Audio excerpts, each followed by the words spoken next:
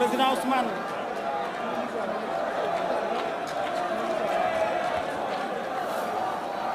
Président Ousmane, évidemment, je parle de PASTEF les Patriotes.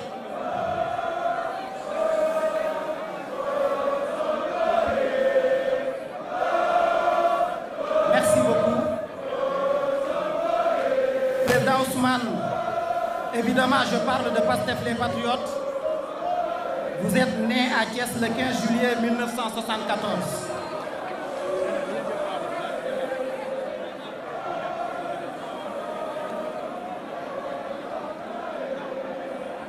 Je disais que vous êtes né à Thiès le 15 juillet 1974, coïncidant avec la libération de Mamadou Dia, après 12 ans de prison. Vous naissez donc l'année à laquelle Mamadou Dia est libéré. Était-ce vraiment une coïncidence? N'était-ce pas une annonce d'une responsabilité future de briseur de chaînes, de combat pour la liberté, de refus de toute forme d'injustice? À ces questions, nous aurons peut-être l'occasion d'y répondre. Vous le savez.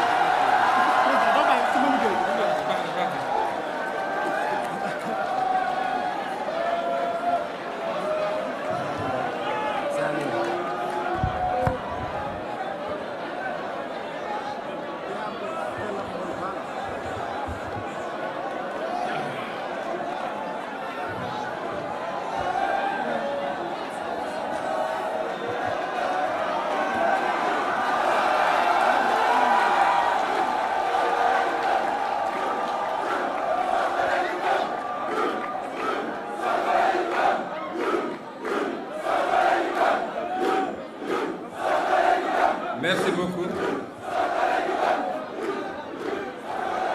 Jërëjëf.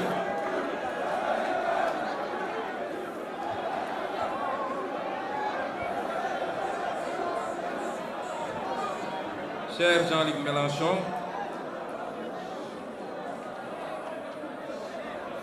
vous et toute votre délégation de la France insoumise, j'allais dire votre illustre délégation,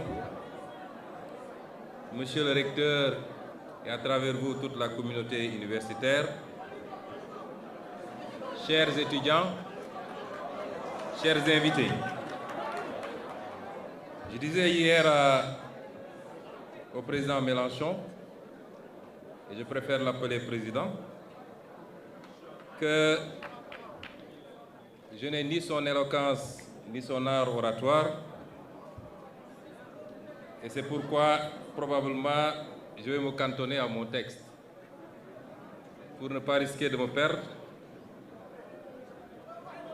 j'aurai moins tendance à l'articulation physique, pour la simple raison que désormais nous avons un pays à transformer et je peux assurer tout le monde que nous allons transformer ce pays.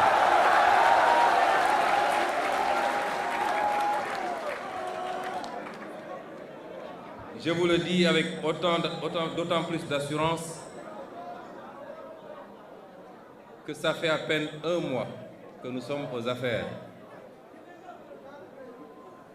Un mois de travail intense, mais ce rythme de travail se poursuivra pour les 60 prochains mois, Inch'Allah. Un travail qui nous a permis d'évaluer l'ampleur de la tâche, mais également l'ampleur des dégâts qui ont été causés. Mais un mois qui ont fini de nous convaincre, plus qu'on ne l'était avant d'arriver au pouvoir, que rien ne nous sera impossible.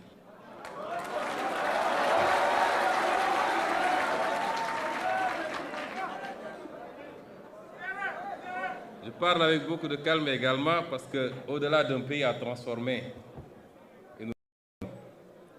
nous avons un continent à inspirer.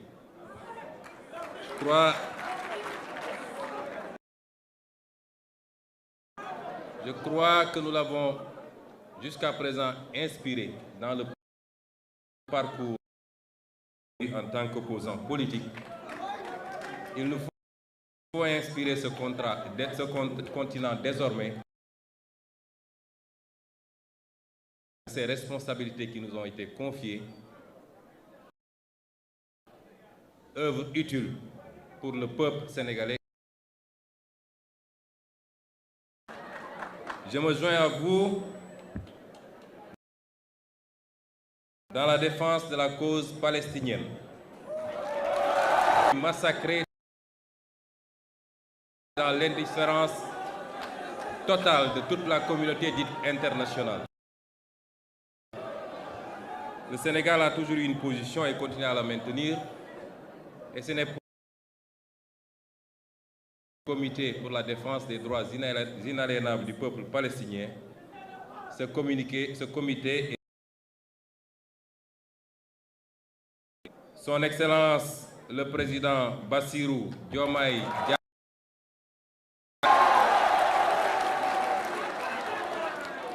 a réitéré cette position sans ambiguïté du Sénégal lors du dernier sommet de l'OCI qui s'est tenu à Banjul. Je voudrais à ce niveau faire une précision. Vous savez qu'il est inscrit dans les statuts de notre parti que tout membre du parti qui serait élu président de la République démissionne de ses fonctions dans le parti. Ce que le président Bassirou Diomaye Faye a fait.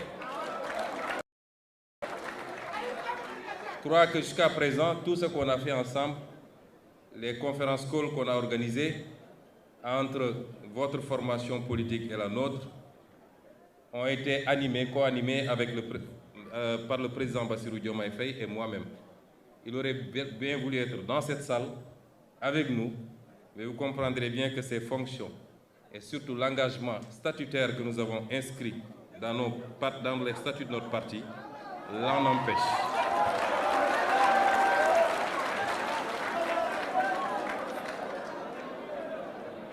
Les lignes que je vais lire tout à l'heure, Monsieur le Président Mélenchon, ont été rédigées le 26 juillet 2023, c'est-à-dire 2 jours avant mon arrestation ou mon kidnapping, comme je l'appelle. Et ces lignes avaient été partagées avec 2 de nos collaborateurs, notamment Maître Bamba Sissé, un de mes avocats, mais également extrêmement important dans notre lutte, Monsieur Juan Branco.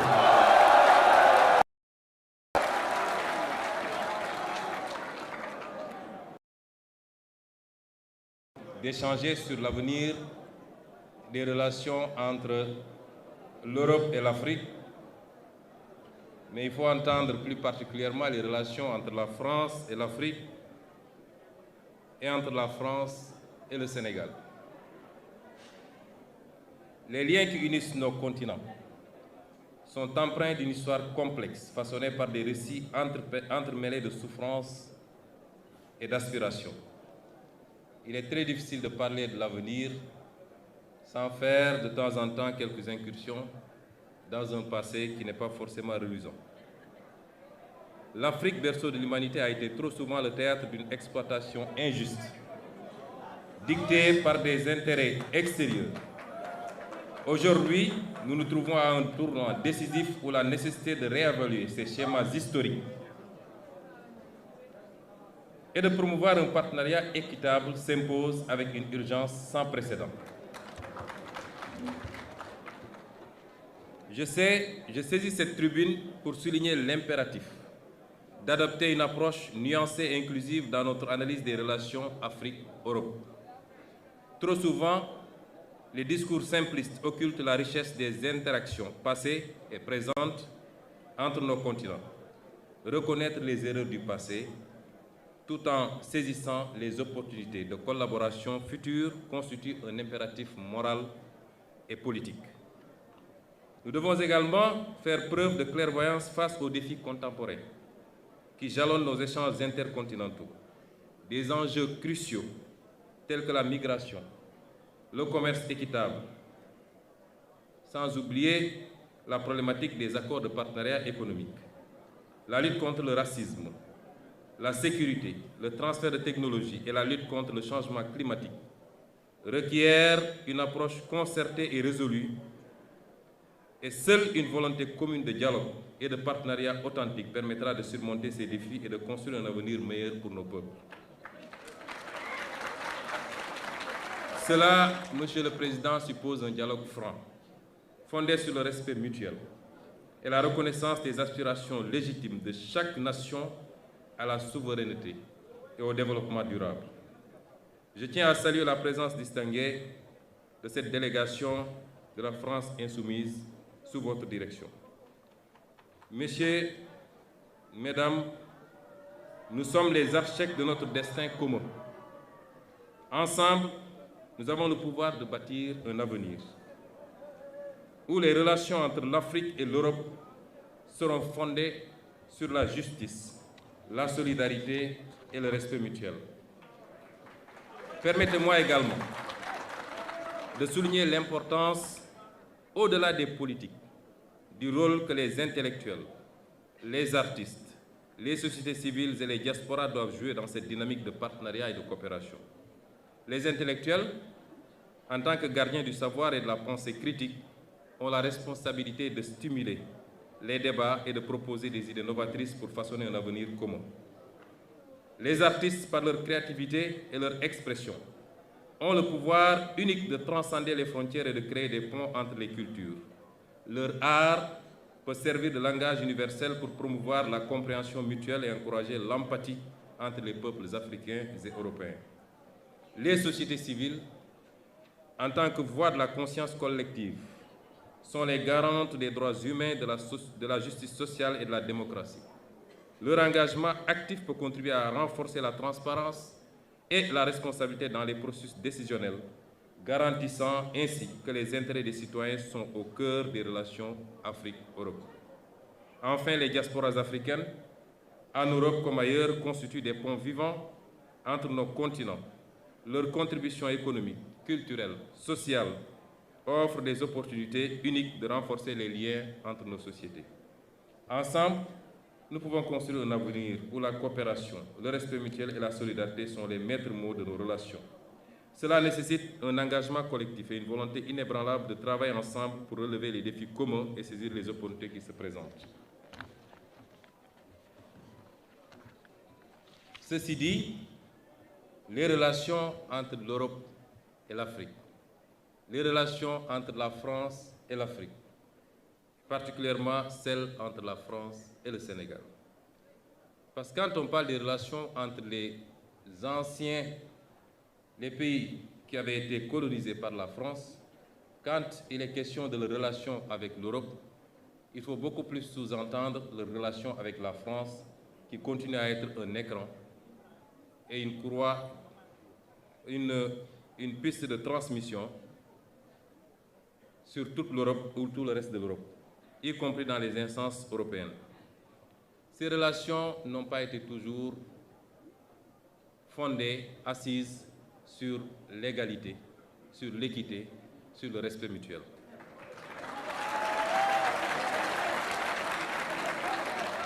Ces relations jusque-là ont été des relations léonines au détriment des Africains et du continent africain.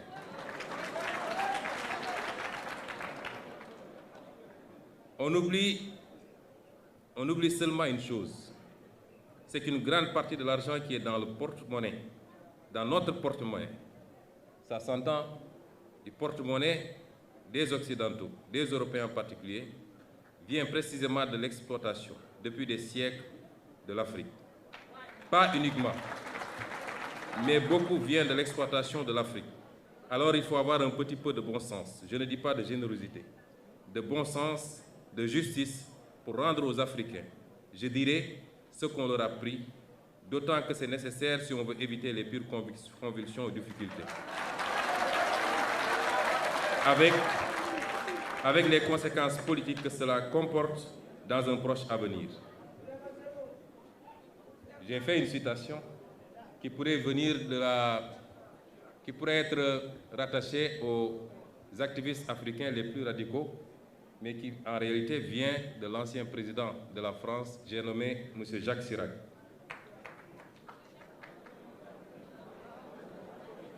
Ça étonne plus d'un, et je crois que M. le Président Mélenchon lui-même n'en est pas informé.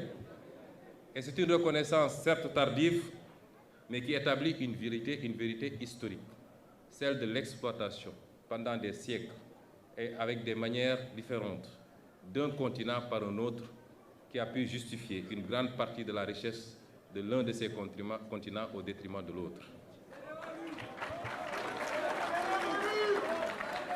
Les relations entre l'Occident et l'Afrique, évidemment, sont faites de plusieurs siècles d'histoire, d'une singulière ambivalence. Celle entre la France et le Sénégal n'en déroge pas. Les péripéties de ces relations à travers le temps ont abouti à des sentiments faits d'amour et de désamour, de fierté et de culpabilité, de crédulité et de scepticisme, sentiments qui se manifestent et s'expriment véritablement, variablement selon les époques et les contextes.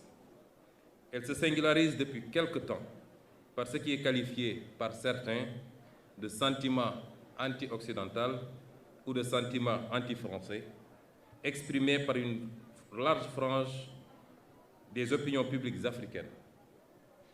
Cet état de fait souvent imputé par la majorité de l'élite dirigeante, je précise bien une majorité de l'élite dirigeante, vous n'en faites pas partie évidemment,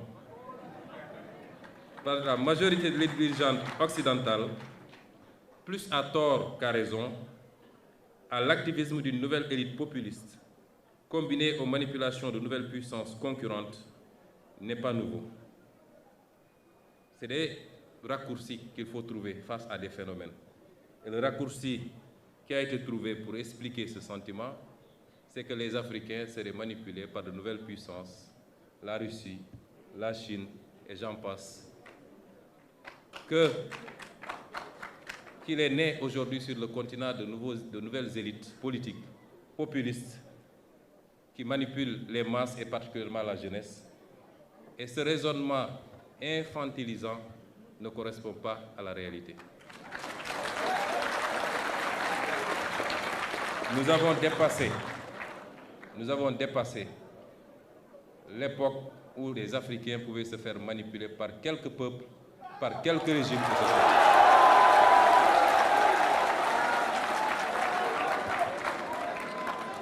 Et ce sentiment qui se manifeste aujourd'hui s'est toujours manifesté des indépendances à maintenant.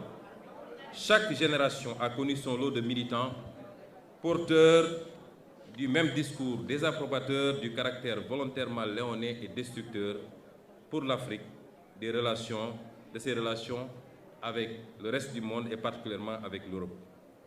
Ce qui est par contre nouveau, et nous l'admettons, c'est l'ampleur qu'ont pris ces idées auprès des masses africaines, nourries entre autres par les échecs des élites gouvernantes africaines souvent corrompues et les relations ambiguës que l'Europe entretient avec elles, les menaces sécuritaires, l'apparition de nouvelles opportunités de coopération, mais évidemment l'effet multiplicateur des réseaux sociaux. Aujourd'hui, l'Afrique, la majorité de ses élites, sa jeunesse, sa diaspora et ses masses populaires ont beaucoup évolué. L'Occident l'a-t-il suffisamment compris? Ou est-il encore figé dans une version focardienne de ses relations avec l'Afrique? Avec la France, par exemple, je n'ignore pas que nous, notre mouvement politique, quand je dis la France, je parle de ceux qui gouvernent aujourd'hui la France. Je parle du président Macron et de son régime. Nous ne parlons pas du peuple français avec lequel nous n'avons aucun problème et avec lequel nous sommes liés par une longue et riche histoire. Et je ne parle pas de toutes les élites politiques françaises, ni de la société civile. Je parle de l'élite gouvernante actuelle. Je n'ignore pas que, pour elle, nous avons été, et peut-être nous le sommes encore, malgré notre élection démocratique par le peuple sénégalais, dépeints sous les traits d'un mouvement et d'un leader terroriste, islamiste, violent, populiste, anti-occidental, pro-russe, Je ne parle pas de vous. Vous partagez ce soir avec vous.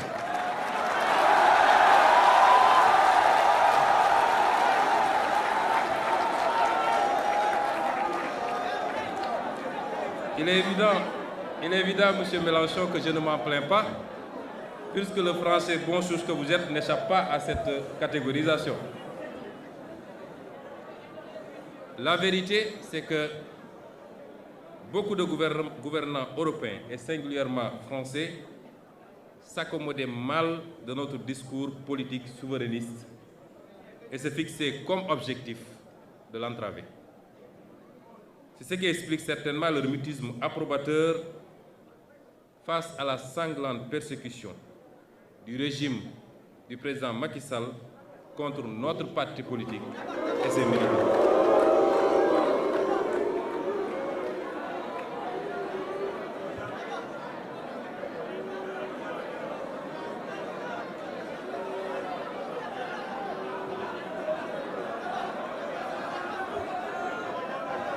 Monsieur le Président Macron,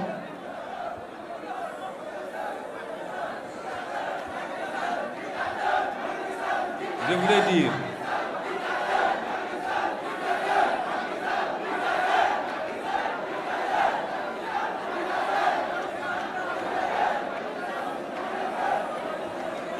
cher Jean-Luc, ce tableau semble assez sombre.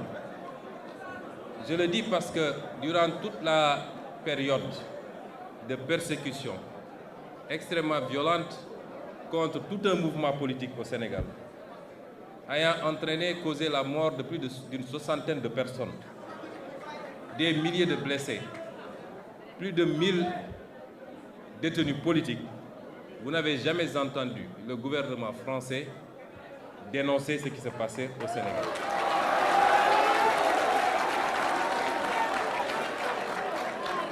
Vous n'avez jamais entendu l'Union européenne dénoncer ce qui se passe au Sénégal.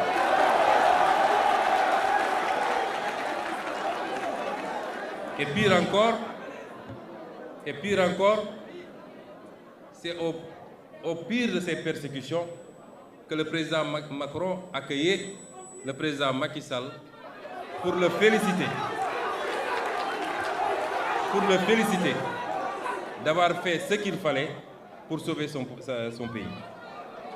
C'est une incitation à la répression, une incitation à la persécution et l'exécution de Sénégalais qui n'avaient de crime que d'avoir un projet politique qui était majoritairement celui des Sénégalais, et ce qui le confirme, c'est l'élection dès le premier tour à plus de 54% de son Excellence le président Bassirou Diomaye Faye.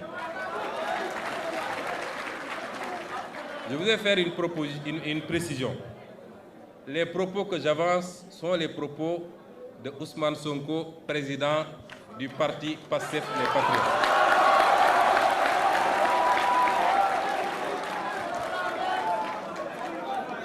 Il est évident que notre posture actuelle, consistant au fait que nous avons à conduire les destinées de ce pays qui est le Sénégal, nous amènera à collaborer avec tous les États du monde, y compris l'État français et donc le gouvernement de M. Emmanuel Macron.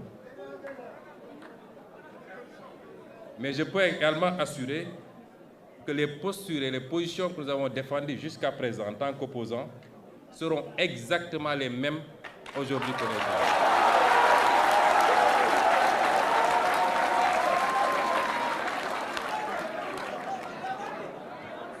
Cher Jean-Luc Mélenchon, vous et votre mouvement des Insoumis, et au-delà des Insoumis, parce qu'il faut qu'on recadre les choses, je crois que vous êtes ici dans le cadre de votre coalition qui est beaucoup plus large, et il y a ici des élus qui ne sont pas membres des Insoumis, mais qui font partie de votre coalition un peu plus large.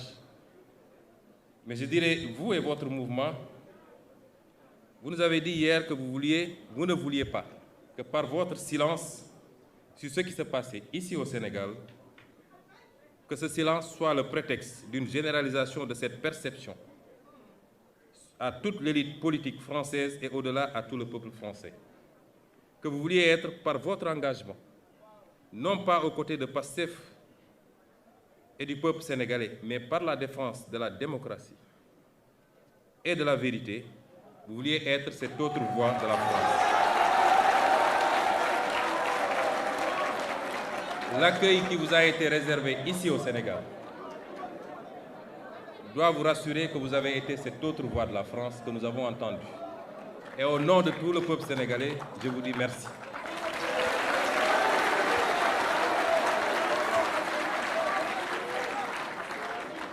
Vous voilà donc, M. Mélenchon, aujourd'hui à Dakar, terre d'Afrique, terre d'hospitalité, terre de liberté et terre de paix, pour échanger avec nous sur l'avenir des relations entre l'Europe et l'Afrique. Très vaste sujet.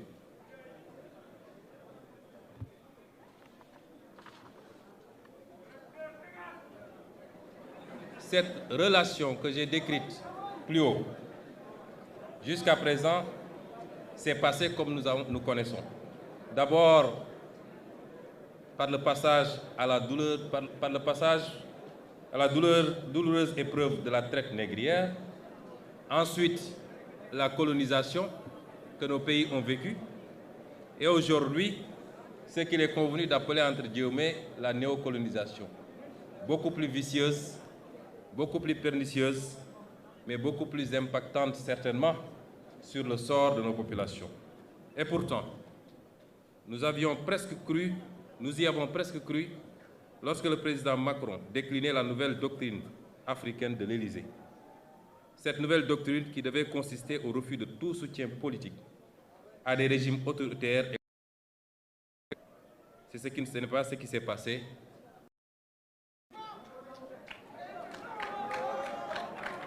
Et j'ai bien aimé toute cette expression où vous disiez que nous devions participer à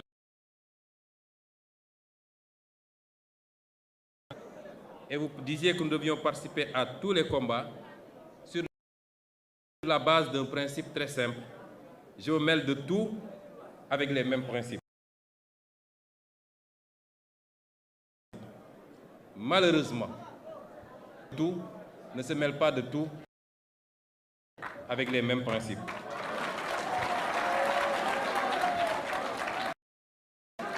Je m'en veux pour exemple ce qui se passe aujourd'hui. On a tout fait de condamner, d'exclure, de mettre des embargos. Ce que nous condamnons nous-mêmes. Il est inadmissible que des Africains mais qu'ils fassent l'objet d'ostracisme et d'exclusion en terre africaine, ce n'est pas admissible.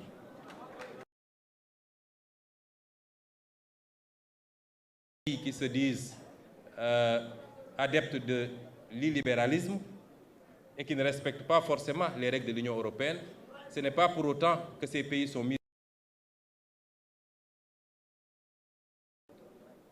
Pourquoi faudrait-il que des problèmes politiques en Afrique soient réglés par les Africains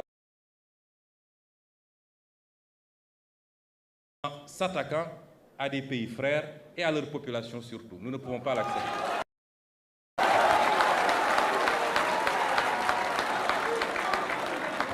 Et c'est nos frères du Sahel. Et nous ferons tout ce qu'il faut pour raffermir les liens et leur apporter notre solidarité. Ceux qui aujourd'hui condamnent des régimes considérés comme des régimes militaires ou dictatoriaux sont pourtant enclins à aller dans d'autres régimes qui ne sont pas démocratiques lorsque leur intérêt s'y trouve pour négocier du pétrole ou des marchés. Est-ce qu'à partir de ce moment, on peut dire qu'ils se mêlent de tout avec les mêmes principes? Absolument pas. Les problèmes internes au pays doivent être réglés par les citoyens de ces pays. Certes, il y a eu des coups d'État. Et certes, personne n'encourage la commission de coup d'État. Mais je refuse d'être ceux qui analysent les symptômes et qui refusent d'analyser les causes réelles et profondes.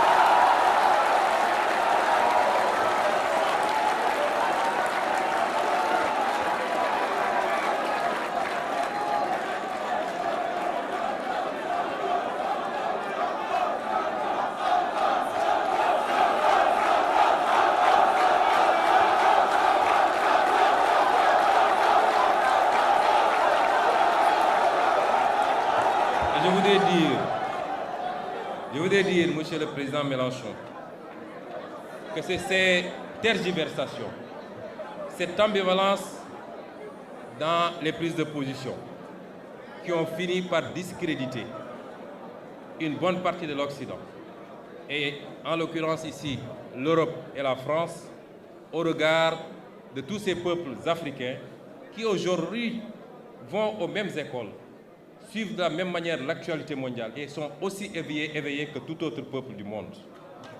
Et cela a fini par déteindre très négativement sur les relations entre l'Afrique et l'Europe. Il nous faut refonder ces relations parce que nous sommes tenus.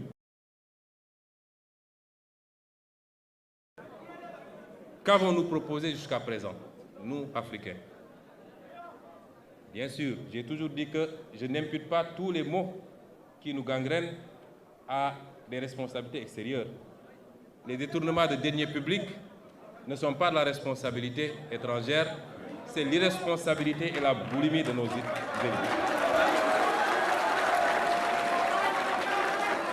Les mauvais choix de politique publique, même s'ils sont dictés par des institutions internationales,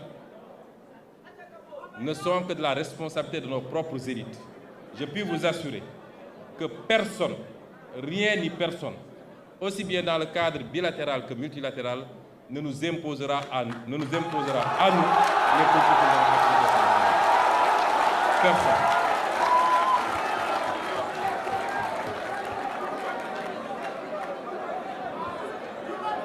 Et donc, nous allons développer ici quelques axes qui nous paraissent importants, des propositions, des offres sur ce qui doit pouvoir relancer cette coopération sur de meilleurs termes qu'elle ne l'est actuellement.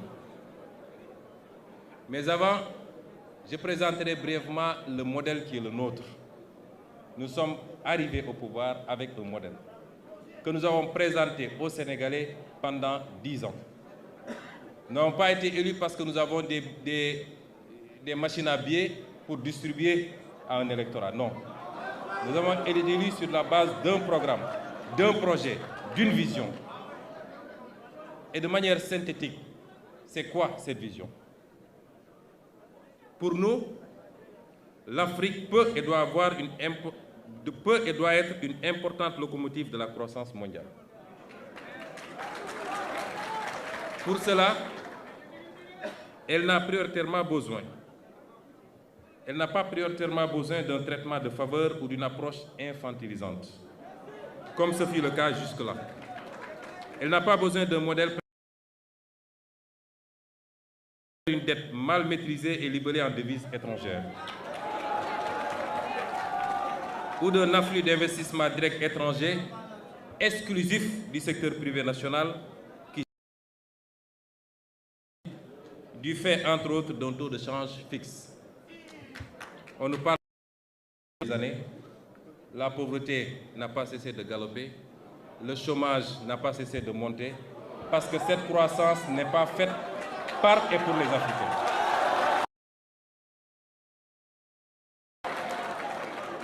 Tel est le schéma auquel est soumis le continent africain. Le Sénégal en particulier, par le libéralisme ambiant qui les a réduits à un statut de marginaux dans leur propre continent. Les conséquences sont sans appel. Comme je l'ai dit tout à l'heure, déstabilisation, crise politique et émigration clandestine.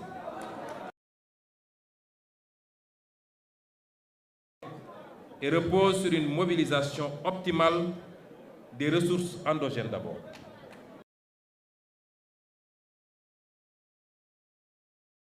dans un état de droit et un environnement de liberté économique qui soit propice au secteur privé, national d'abord, petites et moyennes entreprises africaines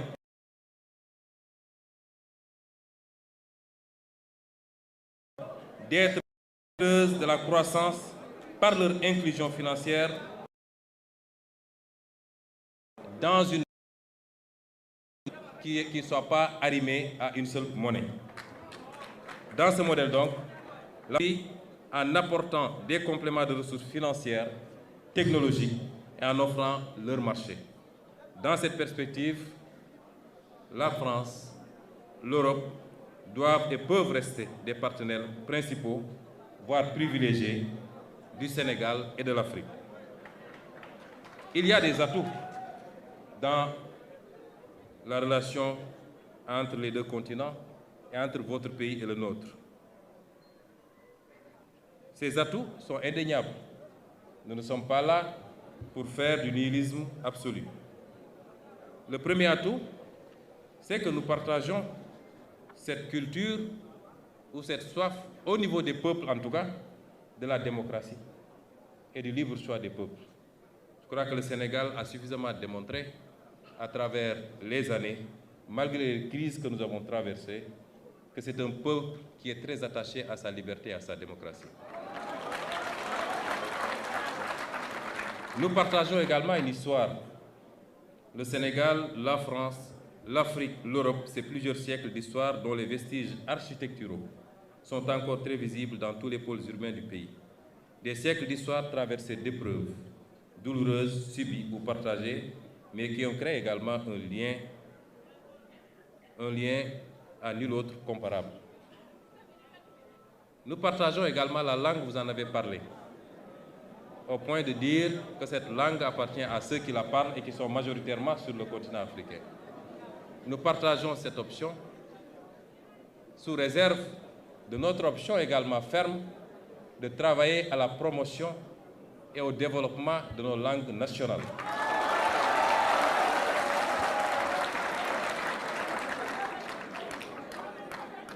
Nous partageons également un corpus institutionnel et juridique. L'un des solides héritages justement de cette histoire réside dans la similitude des systèmes institutionnels et juridiques en usage dans nos pays, ce qui simplifie et stimule les rapports de travail, la mobilité professionnelle, des professions libérales par exemple. J'ai ici devant moi Maître Tine, qui est à la fois avocat au barreau de Paris et au barreau de Dakar du Sénégal, et le partage d'expériences également. La proximité géographique, le continent qui nous est le plus proche, évidemment, est le continent européen. Et pour le Sénégal, une attention mutuelle. Tous ces éléments sont des prérequis qui peuvent valablement présager de relations privilégiées et riches si l'on sait leur donner les orientations adaptées au contexte et à l'époque. Quels sont les contours qu'il faut lui donner? Nous avons une marge extraordinaire de progression dans nos relations, dans le domaine de la technologie, de l'intelligence artificielle, comme on l'a dit tantôt, de l'efficacité énergétique et la transition écologique, des investissements dans tous les domaines. Je parle des investissements directs. Autant d'enjeux modernes pour lesquels les pays africains, largement à la traîne, doivent pouvoir compter sur le partenaire européen, en sus des domaines classiques qui nous interpellent. La problématique de l'immigration, que nous ne voulons pas, dont nous ne voulons pas, que nous ne souhaitons pas.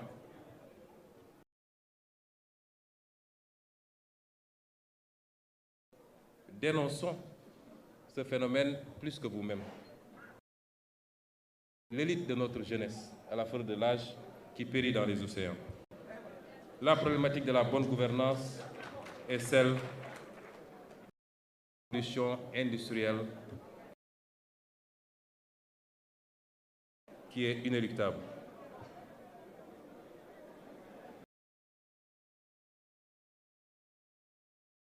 De ces points, puisque j'en avais fait, mais je ne veux pas être trop long, sur la technologie, l'efficacité énergétique et la transition écologique. les investissements directs et la coopération technique, les questions d'immigration et de bonne gouvernance, que je vais traiter un peu. Parce que la malgouvernance et la pauvreté sont le lit de ces tentatives morbides d'exode codifiées sous l'appellation d'immigration clandestine par le peu de personnes.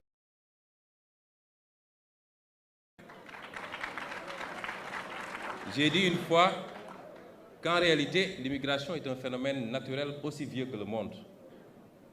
Elle peut être justifiée par deux raisons.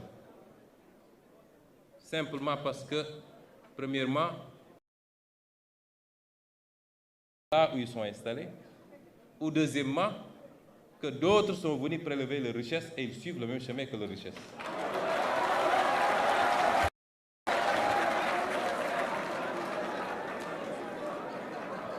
Et je persiste. Malgré tout, la solution ne se trouve pas dans l'immigration. Et qu'aujourd'hui, ce que tous les peuples ont fait pour faire de leur pays ce qu'il est devenu, notre challenge se trouve ici, en Afrique. La question monétaire qui nous semble fondamentale, parce que, je l'ai dit, un pays à transformer. Et cette extraordinaire jeunesse que vous voyez attend beaucoup de nous. Et c'est pour avec des axes que nous ferons ceci dans l'agriculture, ceci dans l'industrie, ceci dans la fourniture des biens de première nécessité. Ce n'est pas ça le plus problématique pour nos pays. C'est d'aller chercher les moyens là où ils sont. Et nos moyens sont énormes, mais ils nous échappent. Parmi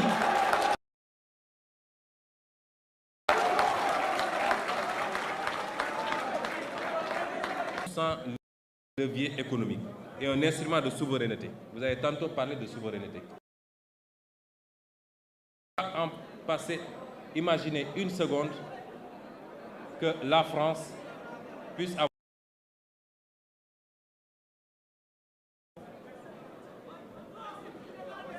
aucun État digne de ce nom ne doit sous-traiter sa monnaie. Et en guise d'exemple, le général de Gaulle,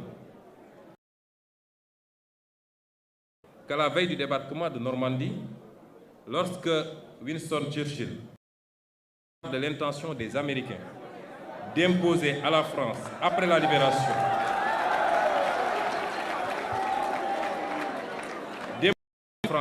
libération, une nouvelle administration, une monnaie appelée billet-drapeau, le général piqua une colère noire. Vous connaissiez ces colères. Allez, faites la guerre avec votre fausse monnaie, rétorqua-t-il. Ce billet ne circula que peu de temps en Normandie, notamment un seul mois, deux ou trois mois, de juin à août 1944, avant d'être définitivement retiré. Voici ce que nous en disions sur la question monétaire dans notre ouvrage intitulé « Solutions pour un Sénégal nouveau ». Je disais alors que nous optons sans équivoque pour une sortie prudente de ce système exsangue, car les banques centrales ayant perdu toute initiative de change pour maintenir ce taux de réserve, compriment nos économies et réduisent l'activité interne par une limitation des émissions monétaires. Ce que nous proposons, c'est de restituer à la monnaie ses fonctions d'écoute et de financement de l'économie par la formulation de l'offre des productions à l'exportation et à la consommation intérieure, l'appui aux politiques industrielles, et j'en passe, et j'en passe. Et c'est pourquoi aujourd'hui, dans notre option de renforcer notre marché financier national par divers leviers, parmi lesquels des investisseurs étrangers qui acceptent de combler notre déficit d'épargne pour partie en monnaie locale. Imaginez-vous que les pays africains s'endettent en devises étrangères et donc sont exposés aux fluctuations du marché. Aucun pays africain presque ne peut s'endetter en devises locales. Et cela doit cesser parce que nous en subissons les contre-coups. Et ce que nous voulons également, c'est une monnaie flexible, arrimée au moins à 2 devises, à même d'aider à amortir les chocs exogènes et accompagner notre compétitivité à l'exportation. Je ne pourrai pas faire tous les développements sur la question monétaire, mais si j'en parle, c'est que à chaque fois qu'un homme politique africain soulève la question monétaire, il devient le diable incarné. Nous n'avons pas le droit de parler de notre propre monnaie. On n'en débat jamais au Parlement, on refuse d'en débattre dans les plateaux de télévision, et pourtant vous pouvez débattre de l'euro sur la tribune de l'Assemblée nationale française. Et c'est pourquoi nous en faisons un débat, nous l'imposons, et je pense que dans le cadre communautaire, en tout cas les derniers développements que nous en avons, nous nous acheminons sûrement vers ces réformes que nous souhaitons tant, qui ne sauraient tarder. L'autre élément, c'est la sécurité. La présence de bases militaires étrangères au Sénégal.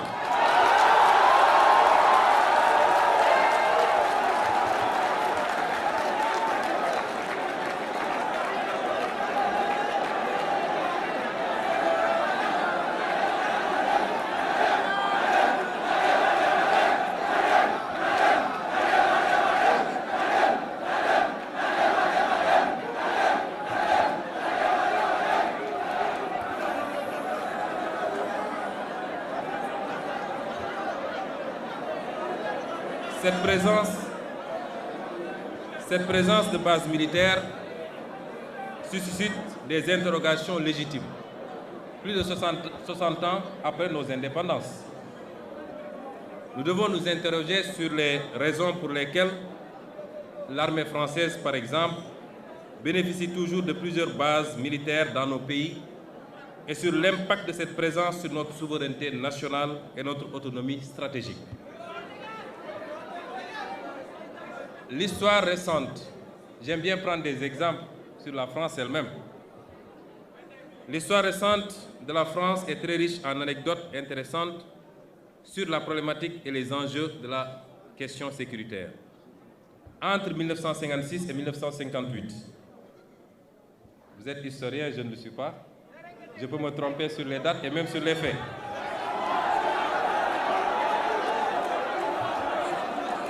Mais entre 1956 et 1958, c'est-à-dire après la Deuxième Guerre mondiale, les Américains eurent le projet d'installer sur le territoire français un stock d'armes nucléaires et de missiles balistiques. Le projet buta sur la double question du commandement et du contrôle des missiles, dont le déploiement était admis par les militaires français comme un bon moyen d'accroissement du pouvoir dissuasif de l'OTAN.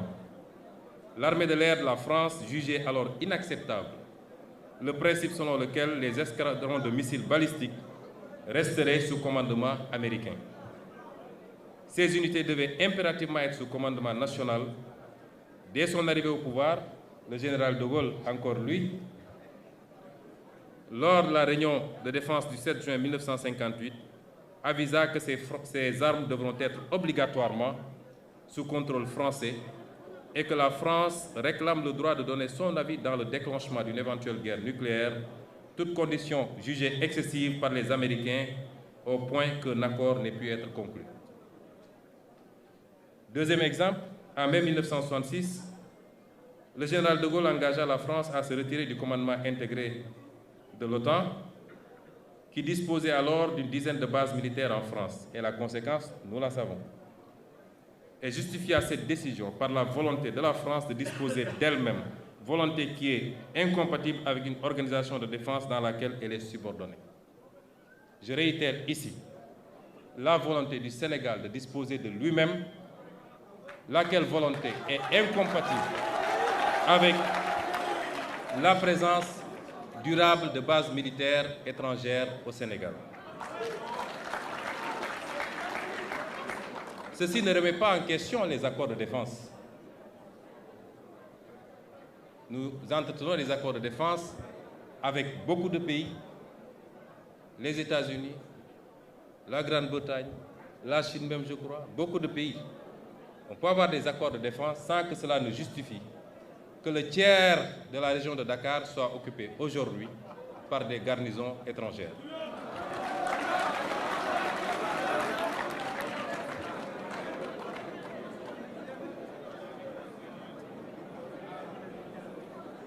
Le quatrième point, c'est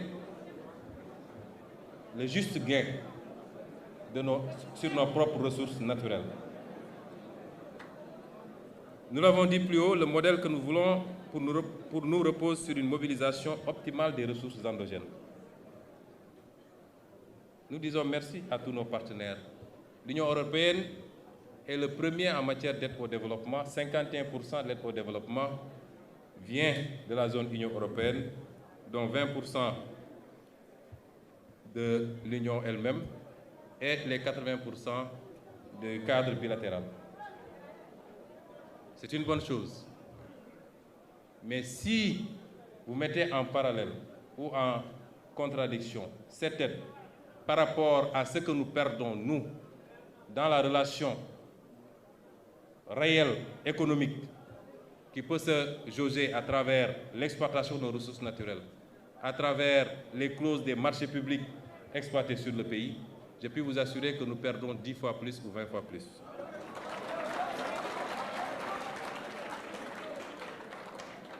Et c'est pourquoi nos partenaires doivent comprendre que c'est là la seule issue à la délicate et teigneuse question du chômage de masse. C'est que nos pays s'organisent, en plus de la mobilisation des ressources fiscales et des droits de porte, en plus de la question monétaire qui doit nous permettre de pouvoir avoir une monnaie adaptée à nos réalités économiques, en plus du travail qu'il faut faire sur la réduction du train de vie de l'État et la lutte contre la corruption qui nous fait perdre énormément, c'est aussi la renégociation de toutes les conventions qui ont été signées de manière léonine et qui aujourd'hui, aussi bien au niveau des clauses juridiques, des clauses financières que des clauses techniques, sont au détriment de notre peuple. Je peux dire ici, et vous ne le saviez pas, on nous a promis que le gaz commencera à être exploité cette année.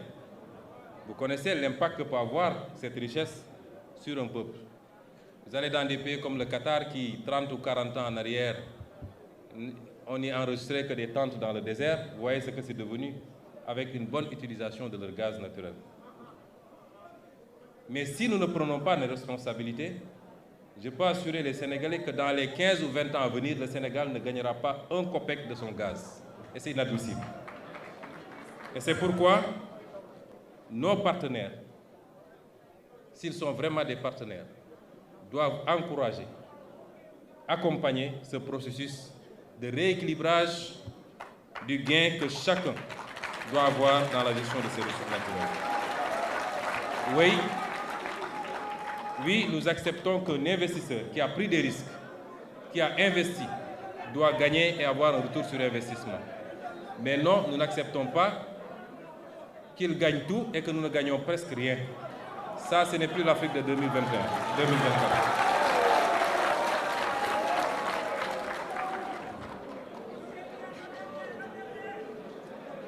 J'aimerais terminer par le dernier point.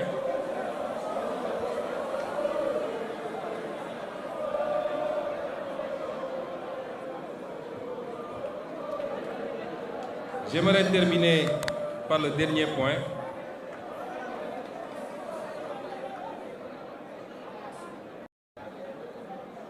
Nous disions hier, vous et moi, que nous avons énormément de convergences. Et je suis sûr que vous vous retrouvez dans tout ce que j'ai dit jusqu'à présent. Je suis moins sûr que vous allez vous retrouver dans ce que je vais dire maintenant. Avoir une convergence parfaite, ça n'existe nulle part. Même entre nous, Sénégalais, entre nous, dans le cadre de notre parti, le PASTEF, nous avons une convergence parfaite. Et j'aimerais terminer sur un point qui relève beaucoup plus des aspects culturels lesquels les échanges doivent être prudents du moins.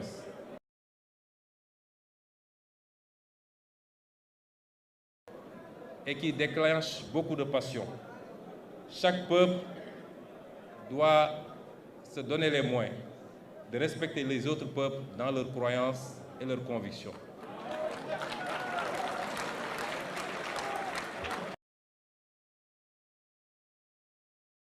Je l'ai noté, que la crise de l'humanité ne peut se résoudre que par le contrôle des citoyens sur leur société.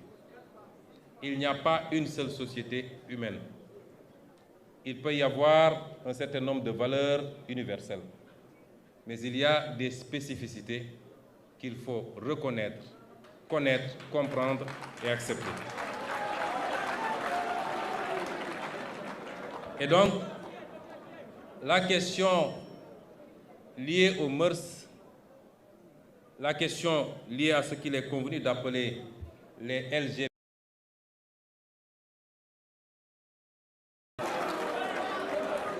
risque d'être le prochain casus belli entre le monde occidental du globe terrestre si elle continue à être posée de cette façon. Cette question subitement érigée en guerre au sein des opinions occidentales que nous respectons quand ça relève de leur réalité.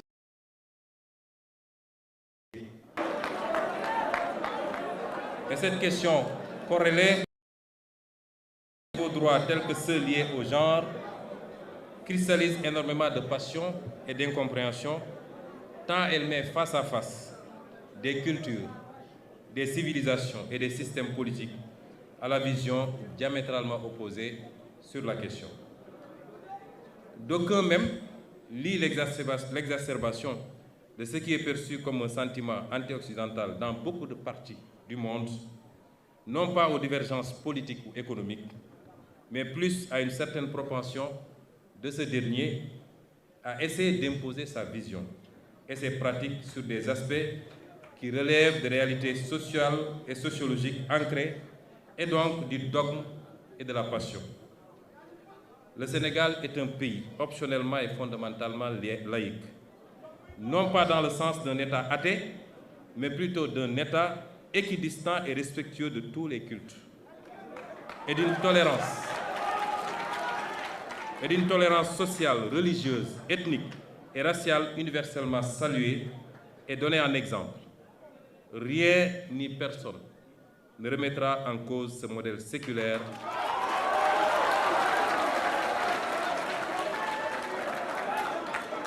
qui précède même l'avènement de l'État sénégalais moderne. Cependant, même si nous partageons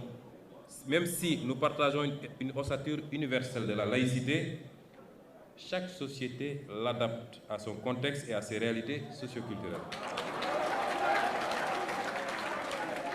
Celle du Sénégal, je viens de le rappeler, n'est pas faite de séparation rigide de l'État et de la religion, mais d'une complémentarité contenue faisant de l'État un acteur assumé du fait religieux qu'il encadre et finance même, et des religieux, des régulateurs sociaux indispensables à l'apaisement et à la stabilisation de la vie politique et sociale.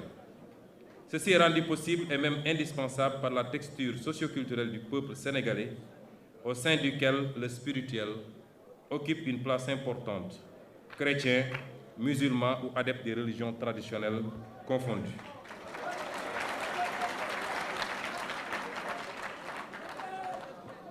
Président Mélenchon, c'est ce modèle qui explique en partie le statut exceptionnel du Sénégal et qui lui a permis de demeurer un îlot de stabilité, tout juste troublé par quelques revendications irrédentistes dans le Sud.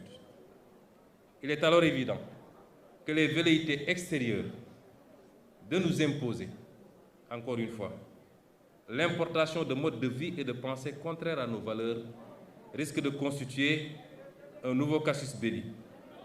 La question du genre, par exemple, revient régulièrement dans les programmes de la majorité des institutions internationales et dans les rapports bilatéraux, même souvent comme une conditionnalité pour différents partenaires financiers. Nous pouvons noter aujourd'hui que la question des... Nos sociétés ne connaissaient pas ces questions. Elles les connaissaient et elles les géraient à leur façon. Et est presque consubstantielle à l'humanité. Elle ne peut être donc l'apanage. Chaque société, comme je le disais, a établi et perpétue librement ces mécanismes d'absorption des... Interdit la polygamie. Le polygame que je suis serait un hors-la...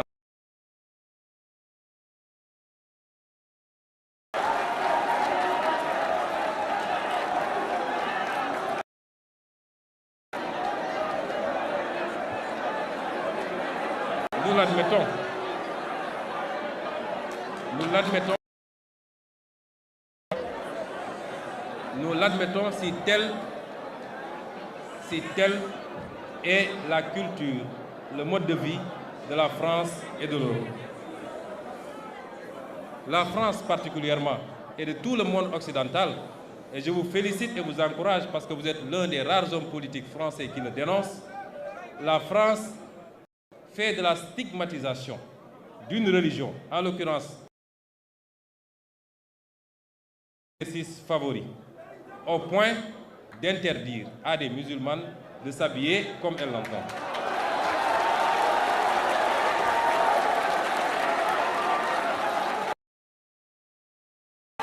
Si cela est conforme à la culture, au mode de vie, aux options des Français, nous l'acceptons et les Sénégalais qui vivent en France devront s'y adapter. Eh bien, si aujourd'hui, dans le phénomène dont je viens de parler n'est pas... Il est toléré. Et le plus grand danger que peuvent encourir les membres de ces communautés, c'est la propagande qu'on veut nous imposer. Parce que depuis l'aube des temps jusqu'à présent, les sociétés ont vécu avec ces phénomènes et il n'y a jamais eu de persécution, ni ici au Sénégal, ni nulle part en Afrique. Jamais eu de persécution contre ces communautés. Chaque peuple a connu ces phénomènes au point de lui trouver des concordances sémantiques. Ici au Sénégal, on dit Gor Djigen. Ce n'est pas tombé du ciel, c'est parce que ça existe. Mais nous l'avons géré et nous continuerons de le gérer à notre façon et selon nos réalités socioculturelles. Et c'est pourquoi nous disons que sur ces considérations, nous appelons le monde occidental à faire preuve pour une fois de retenue, de respect, de réciprocité et de tolérance. J'entends souvent, quand il y a des problèmes en France, les officiels disent que c'est à notre mode de vie qu'on s'est attaqué. Quand il y a des kamikazes qui posent des bombes, ce que nous dénonçons tous et tout le temps, le discours c'est que ces illuminés s'attaquent à notre mode de vie. Eh bien, nous aussi, nous avons un mode de vie. Le mode de vie ne peut pas être uniforme et universel. Il doit souffrir de quelques exceptions, ça et là. Et c'est pourquoi je conclurai par dire que sur ce phénomène particulièrement, le Sénégal et beaucoup de pays africains ne peuvent accepter une quelconque velléité de leur imposer la légalisation de ce phénomène. Pour conclure, je dirais à M.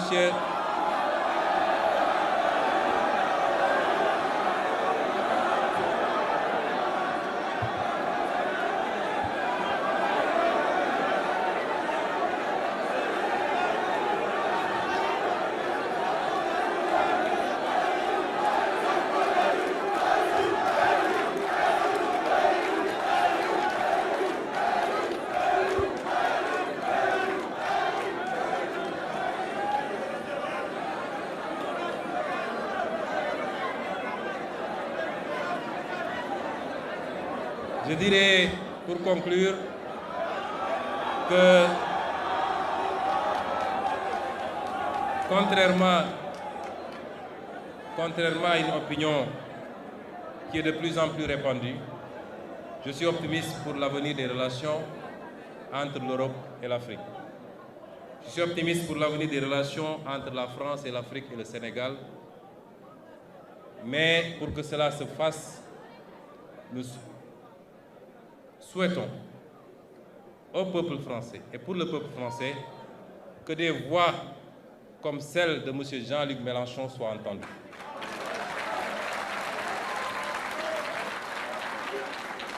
Qu'un discours éclairé, réaliste, qui tienne compte des évolutions remarquables de ces dernières décennies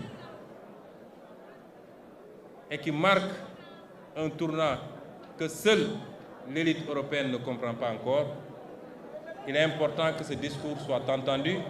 Je ne suis pas en train de m'immiscer dans la politique intérieure française. J'ai la réputation d'avoir pu élire des maires et des députés et un président de la République au Sénégal. J'ose espérer, c'est exagéré, je n'ai élu personne, c'est le fruit d'un travail collectif acharné. Mais j'ose espérer que cette prédiction se réalise lors des prochaines élections présidentielles en France en 2027.